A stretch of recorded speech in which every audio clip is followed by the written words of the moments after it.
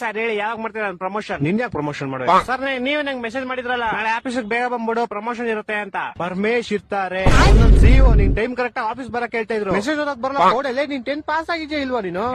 ನಿನ್ ಕೈಲಿ ಬೈಸ್ಕೊಳಕ್ ನಾನು ರಾತ್ರಿ ಎಲ್ಲ ಎದ್ ಕೆಲಸ ಮಾಡಿಲ್ಲ ಇಲ್ಲಿ.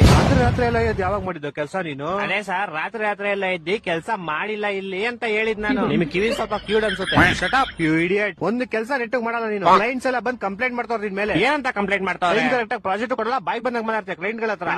ನಾನೇನ್ ಮಾತಾಡ್ತೆ? ಕ್ಲೈಂಟ್ ಮೊನ್ನೆ ಗೂಬೆ ನನ್ ಮಗ ಅಂದಂತೆ.